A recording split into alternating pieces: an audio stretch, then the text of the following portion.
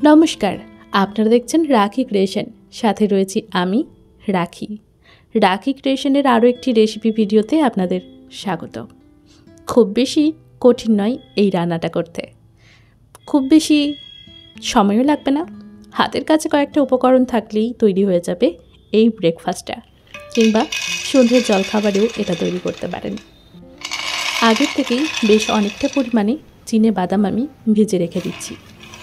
যতটা পরিমাণ লাগবে সেটা ব্যবহার করবেন, তারপর বাকিটা কৌটোতে ভরে রেখে দেবেন। কম বেশি আমাদের সকলেরই বাদাম সম্পর্কে ধারণা আছে, আবার এটা খেতে কিন্তু বেশ মজার হয়। তাই যখন তখন বাদাম কিন্তু আমরা সকলেই খেয়ে থাকি, কি তাই তো? বাদামটাকে সুন্দর করে ভেজে নিচ্ছি। গ্যাসের আঁচ একদম লোতে রেখে বাদামটাকে ভাজতে হবে। সুন্দর করে বাদামটা যখন ভাজা হয়ে যাবে তখন চেষ্টা করবেন হালকা একটু খোসাগুলো ছাড়িয়ে নিতে। গরম থাকা অবস্থাতে কিন্তু একদম হাত দেবেন না, একটু ঠান্ডা হলে তারপরেই চেষ্টা করবেন। এরপর সুন্দরভাবে ভাজা হলে এটাকে আমি ঠান্ডার জন্য অপেক্ষা করব। তারপর একটুখানি খোসাগুলোকে ছাড়িয়ে নেব। ততক্ষণ আরও যা যা লাগবে সেগুলোকে কেটে কুটে নিই।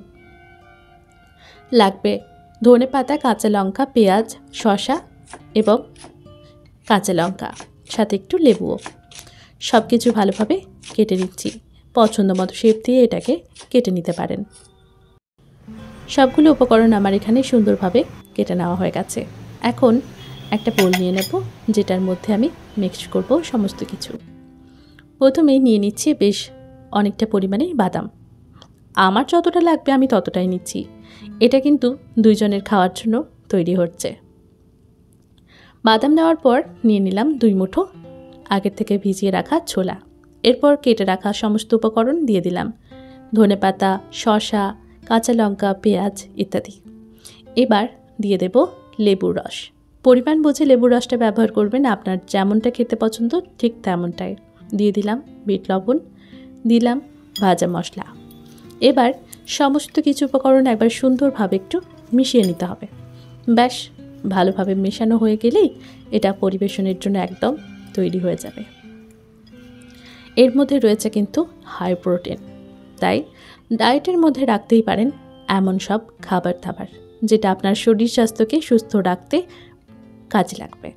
ব্যাস, মেশানো তো কমপ্লিট হয়ে গেছে। এখন পরিবেশনের জন্য অপেক্ষা। ইচ্ছে মতো পরিবেশন করুন আর প্রশংসা করুন। আবার কি, এর মধ্যে রয়েছে কিন্তু হাই প্রোটিন, তাই আপনার ডায়েট চার্টে রাখতেই পারেন এমন সব খাবার। কেমন লাগলো রেসিপিটা কমেন্ট করে জানাতে কিন্তু একদম ভুলবেন না। আমাদের চ্যানেলে আরও স্বাস্থ্যকর অনেক রেসিপি আপনাদের সঙ্গে শেয়ার করেছি, তাই ভিজিট করতে ভুলবেন না রাখি ক্রিয়েশন।